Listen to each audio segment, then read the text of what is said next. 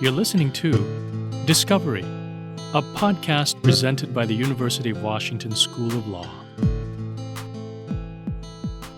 Welcome to Discovery. I'm John Blumster, and today we're speaking with Mutale Nkonde, who is a fellow at the Berkman Klein Center for Internet and Society at Harvard University. Mutale is an artificial intelligence policy analyst and researcher who works at the intersection of AI, race, and policy. She's been a powerful advocate on Capitol Hill for many years, and she is also the founder of the nonprofit AI for the People, which seeks to educate Black communities about AI and social justice through popular culture. She is speaking with us here today about how the Russian government is leveraging U.S. race relations to undermine America's global standing and how disinformation was and is being used in both the 2016 and 2020 election cycles. So obviously a critically important topic as we ramp up to the election. We're thrilled you could take some time to join us here today. So thank you very much. Thank you for inviting me. I'm excited. So first off, can you just tell us a little bit about your background and how you came to be doing the work that you are with the Berkman Klein Center? Yeah, sure. So I always tell people when they ask me about my origin story that I don't have a career per se. I just have a tapestry of weird and wonderful experiences that magically lead from one to the other. At the beginning of my career, I was a documentary filmmaker. I worked for the BBC. I did lots of documentaries around science and society and how they impacted people, and really thought that I was going to spend my career in London doing that type of work. And it really ended up being quite shocked because as my life progressed, met somebody who lived in Brooklyn, my former husband, but met this boy from Brooklyn and decided I was going to run away to the United States and thought that I was going to continue this type of work. But unfortunately, when I got here, I worked with CNN and ABC, which were great experiences, but it wasn't really the type of level of analysis that I'd been used to in the UK. And at that time, Barack Obama's 2008 campaign was ramping up. And I was so energized and interested in this candidate that I just figured, his name is Barack Hussein Obama. This isn't really going anywhere, but it looks like a lot of fun. He seems very cool. His kids are nice. I like his wife's hair. Let me try this out. And ended up in Pennsylvania and was one of the youngest people on the campaign. And they looked at me and said, do you know anything about Twitter? And of course I knew nothing. And I was like, yes, I know I know all the things. And not only do I know all the things, I'm going to help you win. Again, totally was like, this is not really going anywhere, but it seems like fun. And in that was introduced to this idea of digital communications being used for influence and political influence, particularly. So I was in charge of taking pictures, for example, when we went on church visits, or placing the candidate in sections where Black populations would become comfortable with breaking away from the Clintons and going to support this candidate. And we did it. He won. It was great. Was working in government for about 15 minutes in New York City, and then got a call from somebody on the campaign, and they were saying Google's coming to town and they need somebody that can speak to Black policymakers specifically, because in New York we have community agreements. Like when a big city comes in, you have to show how you're going to be a benefit to the public, and would you like to do that work? And so was a member of another nonprofit, but consulted with them to do that work. And that was really the first time that I was introduced to tech and the culture of tech, and living in a Black community in New York City, but then going downtown where there just were not very many Black people, not very many Black women, was very galling. And then starting to realize that some of the products that we were building at Google were showing bias. So this was around the time that reports were out where if you typed in Black youth into the Google search, mugshots came up or monkeys. It was kind of one or the other. That really made me start thinking, going back into my science communication days and thinking I have to develop a hypothesis for this. What could possibly be happening? And Cathy O'Neill's book, Weapons of Math Destruction, came out around that time. And it was really the first time that a book that speaks about technology and speaks about the blind spots of technology was mass market. And read it voraciously and started to speak to policymakers who I was still in relationship with. And I was like, oh my God, there's something really there's something really, really bad here. We need to counter it. And everybody was like, you're crazy. You have free food. You have a scooter. You can boast to people about this job. What are you doing? And ended up being moved out of that space and into more creative work that was being done at the time around how we message technology, particularly around Black girls and Black families, the types of words that we use, the types of pictures we put on Twitter to make this an enticing place to be, and ultimately left. It just wasn't for me. And then went to Data and Society, which is a research institute in New York City, and was really excited to be part of that community because they were doing research on some of these more critical questions around technology. And my original pitch to them, where I was the fellow, was I was just going to do 5-point checklist for folks in Congress who at this point I'd been working with close to 10 years, unofficially, always unofficially, and to help them think about algorithms. That was where I was, and started on that project, and the Democrats won the House in January of 2018. So went from starting a project where we're talking about algorithms. I did one briefing in DC around algorithmic bias, and then getting a call at the end of that January saying, we love the briefing that you did, and Pelosi's office would like to make tech accountability a priority. Would you come and meet with us so that we can start thinking about where are these algorithms? What do they mean? Went in and I wrote 3 policy briefs. One was around facial recognition. One was around deepfake technology. The other was around algorithmic accountability. And within 9 months, all 3 had been entered into the House. So I go from being this really obscure Black woman who's working in tech but can't seem to keep a job and, sketchy, to someone who my whole community at that point are looking at because I'm the first person to have been able to do this work.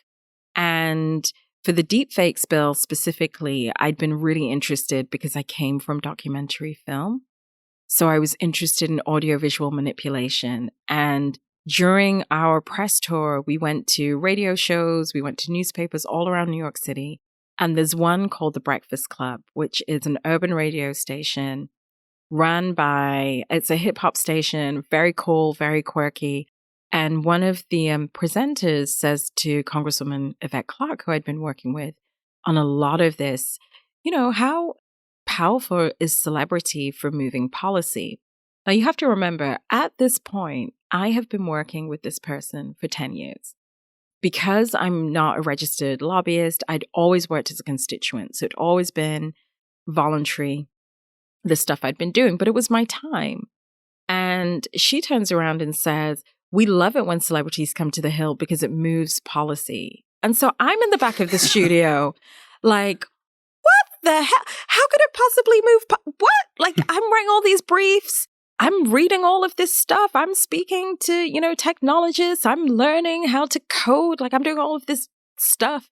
And all it takes is for like Kim Kardashian. No, this cannot be right. So the interview wraps up and she explains to me that we've got to a point where ordinary people need to really understand how these technologies are impacting them, because otherwise she doesn't have the mandate to go and do this policy work. It looks much more like a passion project than it does a real urgent need of the people. And she has a largely Black district. So there was also the complication around race. We have to make sure that this is really vital for Black people.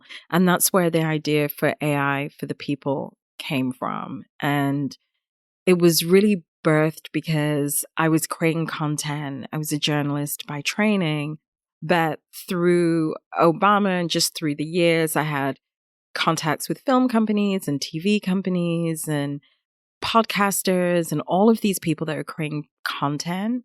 But would we be able as a nonprofit to create some of that content and put it out into the general public so that, since apparently celebrity is the only way to get a bill passed in this country, which makes sense. I mean, we have a reality star in the White House, so who knows?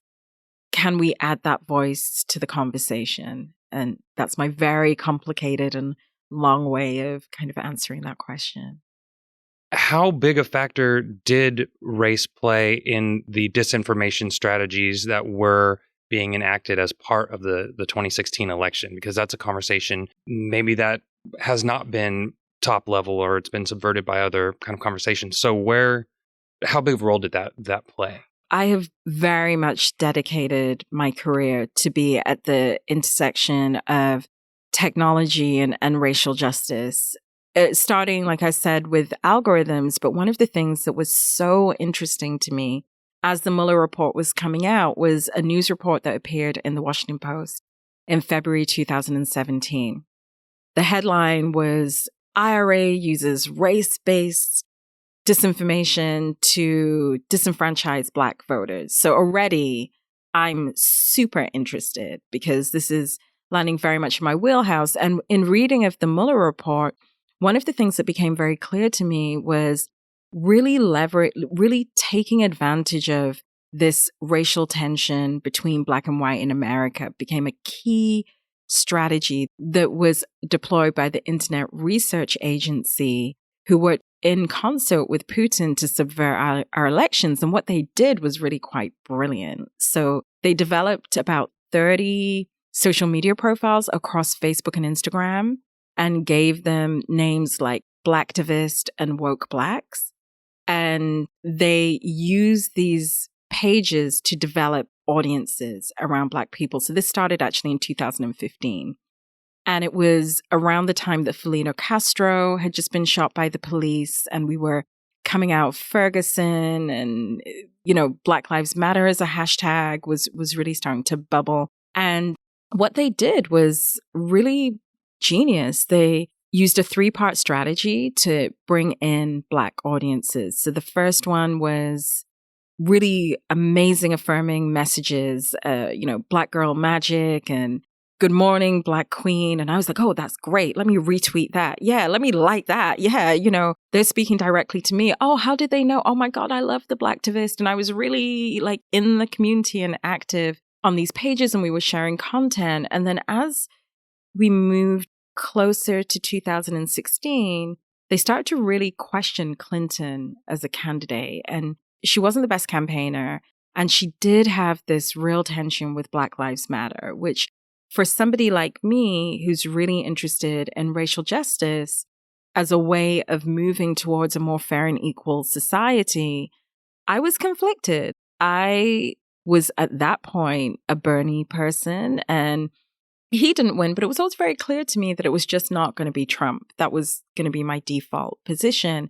But what these pages started to do was to post old content of her adopting the 1996 crime bill that has led to this overt mass incarceration of Black men, which is something that I certainly feel very deeply in my community. They played tape of her using the super predator comment in reference to the exonerated 5. And these ended up being 5 Black kids that were innocent and did not commit a crime and then spent 13 years incarcerated and really problematizing Clinton. So I found on those pages what was happening is that we'd gone from good morning, Black queen to she's not that good. And, everyone's commenting and they're like, yeah, she sucks, but not him. Like, he sucks more than she sucks. And we're just going to it's just going to suck. But she seems smart. And then what happened at election, the last 3 days of each election are called Get Out the Vote. And typically what happened on Obama and then subsequent campaigns I was involved in is the last 3 days of any campaign are when ordinary people start listening. And the only message that you want out there is go to the polls, go to the polls, go to the polls. However, what was happening on these social media pages is that they were saying things like, vote for Jill Stein. And I was like, Jill Stein? That's not a thing. Like, let's focus. This one seems to be very popular and having rallies. No. Or don't go to the polls. And at that point, that's when I was like, there's something weird here, but didn't think about it, right? And we got what we got ultimately. But the thing that I really liked about the Mueller report was that they laid that out bare. That really create a sense of urgency in terms of my work to try and create a body of research that not only explains what happened in 2016, but looks forward to 20 and tries to identify these threats before we go to the polls, and then develop some type of, I don't have a good name for it, but some type of maybe best practices or checklist or something that we can share with general audiences to help spot disinformation. Because in the midst of this whole campaign, there were pockets of Black resistance. There were a group in Baltimore City, Maryland, who were interacting with these bots and actually refused to believe them and call them out prior to the election. There's a group of Black women who, prior to Gamergate, which is taking us even further back, had identified a disinformation campaign on 8chan and called it out. They developed a hashtag called Your Slip is Showing and called it out. And then even since the election, I've been working with researchers here out of the Tech Policy Lab and the iSchool and other places where we were able to see how the Not My Ariel hashtag, which blew up in July, and for those who don't know, it was this reaction towards an African-American actress being cast as Ariel, who is a pretend Disney mermaid. And I'm sitting at home in Brooklyn thinking, wow, white people have nothing to do if they care about this. I was like, what's going on in the, we have ice and now white people care about mermaids. Oh my God. Yeah, an actual mermaid. Yeah. Yeah, like we're dying. And it turns out white people didn't care about mermaids. It was a disinformation campaign. And it had originated on Facebook and originally was like a yoga page that attracted all of these visitors in 2017, around 40,000 visitors, and they would do guided meditation. Then in about 2018, it became a Muhammad Ali tribute page, which attracted probably up to 1,000 more people. So now you're getting into like big numbers. And then it became Christians Against Ariel, which to me was even, I was like, it's not just white people, it's the evangelicals. Like they've really got nothing to do. They need to be praying to Jesus and minding their own business. And it then got a nominal number, something like 250 new followers. But the way the press reported it was there's an outroar that this African-American actress is going to be a mermaid. And there really wasn't. And so that's when I started to think, this is going to happen again. And then in July, of course, Mueller did the open testimony where he said this is going to happen again. We were looking at some of the reparations hashtags are disinformation also, where they're taking an issue that is sufficiently divisive and then testing to see what people do with that message. And coming out of that work, we had then the Ukraine phone call from the president where he didn't say use disinformation in the phone call, but this idea that you have some foreign power spreading unflattering information, in this case about Biden's son, makes me think that we're probably onto something in this project and the strategic importance of Black women for the Democrats. 90% voted for Hillary, even though we didn't like her. We were just like, look, there's no one else around here. Jill Stein is not it. And so I do anticipate that Black women will be attacked online again.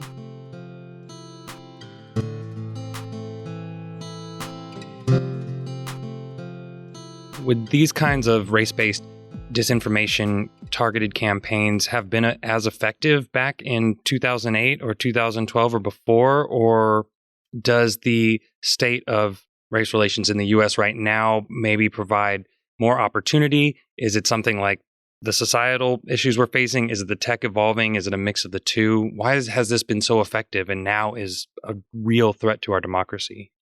I think they definitely would have been effective in 2008, not in 2012. The reason I say 2008 was that was the campaign in which Obama was depicted as a monkey online.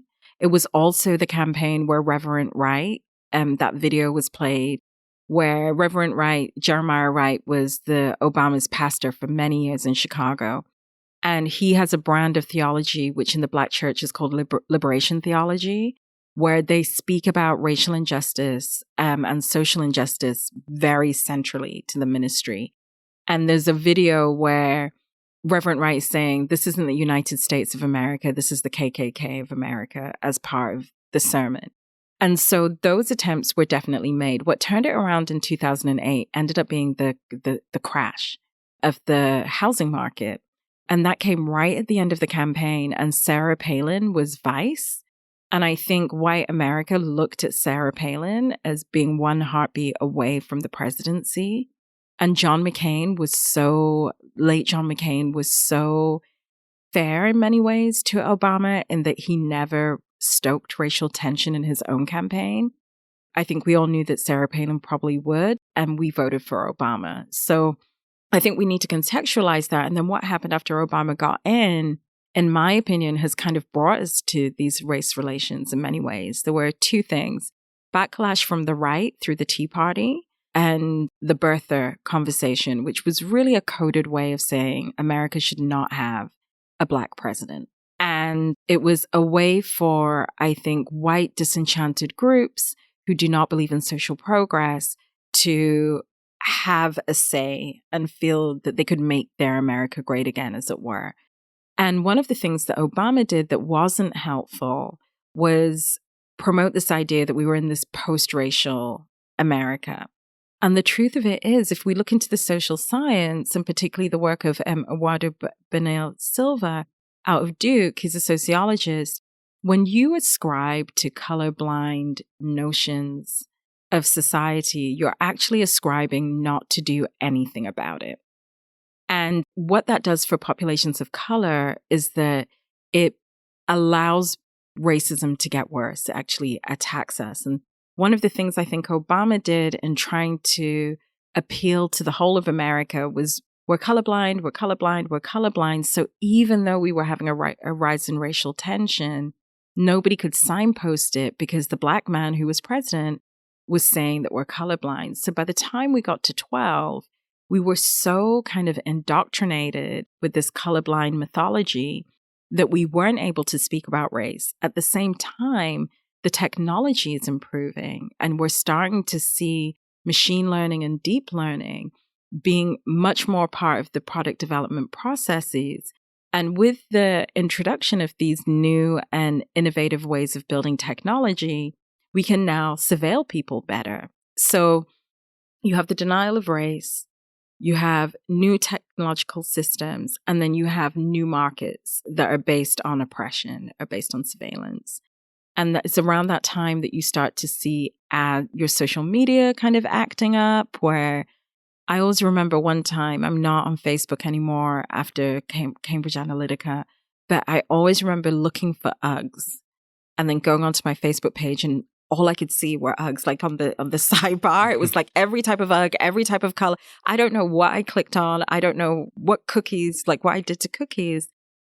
That's when I started to notice that we had got to this kind of tipping point where our behavior was being tracked.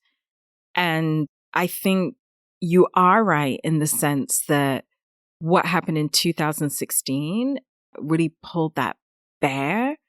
All that underground kind of seething racism and resentment was really allowed. You know, that we had complete Republican capture of the House and Senate, and they were blocking everything that Obama did. We had government shutdown. We had all the big things around the ACA and healthcare. And for white people that do not want to see the progression of our society, 2016 was the perfect time to stoke those tensions. And then if you look at the history of disinformation, Russia has always used race as a tool of disinformation. If you look to, they invited W.E.B. Du Bois, the famous sociologist, to Lenin's funeral, saying, you're not welcomed in your own country, but come to Mother Russia and we will welcome you. And so even within Black studies, critical race studies, you do see the Russians have historically reached out to Blacks. When you look into the literature, the reason that they use race is that they want to disprove to Russia that America is the city on the hill. They want to show that this is what Americans do to their Black people, and that makes them less than their brand without speaking about their own racial histories that they have. As we head into 2020, has the landscape changed? I know that tech companies have not necessarily undergone those comprehensive reforms that many people are asking, and in terms of accountability and in terms of disinformation. We see the issues that Facebook's having right now with its own employees protesting. So is the landscape that different? And what is your outlook in this space going into 2020? Are we going through the cycle again? Because that's a pretty scary prospect. I think the landscape has changed in so much as we have fallen out of love with tech companies. And I think that we were, as a nation, punch drunk. We were, crazy in love, as Beyonce would say, with tech companies over the last decade. And I think since Cambridge Analytica broke and we had to face this real possibility that our election results may not be legitimate, because of that, there's this reckoning that ultimately tech companies are more powerful than government. They are richer than government. They have invested heavily in lobbying. If we look at our own approach to technology, the AI Futures Act, which was entered in 2017, was meant to be a roadmap for how we're looking at advanced technologies on the federal level. And the first priority is to create an enabling business environment. So you not only have these rich companies that yield this huge excessive power and influence on the federal level, but you have a legislature, you have a Congress that is completely committed to supporting them, means that fundamentally power has not shifted to people and power has not shifted to the public interest or in the interest of democracy. And then if you add on that Zuckerberg's speech at Georgetown, where he said that he's standing by Section 230 of the Communications Decency Act, which basically says that tech companies are not liable for the content that they carry. So anybody can say anything from a First Amendment perspective, and they're not going to do anything about it. And then we saw that in subsequent questioning. So my outlook in 2020 is that we have to save our own democracy for ourselves, that power is with the people. It's not with government, and the tech industry are not going to turn away lucrative political advertising because we have an election. They didn't in 2016. We have evidence of that. They actually were alerted to the fact that Russian ads were being bought as early as 2015 and did nothing about it because it increases the bottom line. That's very sad because as an immigrant to this country, as someone who truly believes in America and the promise of America, I would like to think that our democracy would be worth more than quarterly results. But unfortunately, I'm not seeing that. Finally, for young law students who want to get involved in this kind of work and working in the space that you are, what's the biggest advice that you can give them as they're growing and coming into their own and turning into the next legal leaders if they want to get involved in the kind of work you're doing and become leaders in that space? So the first thing I would say is come one, come all. I'm based at Harvard Law School this year through my fellowship. And one of the things I really like about UW is that there seems to be a concerted effort to think about the public good that doesn't necessarily exist in elite educational spaces. And I would say, number one, develop really, really good relationships. Because if you're looking to influence policymakers listen to people that they know, and they also listen to people that they perceive as being friends. That doesn't matter what law school you went to, because 90% of the people I worked with in Congress came from Harvard or Yale, but they weren't necessarily public focused.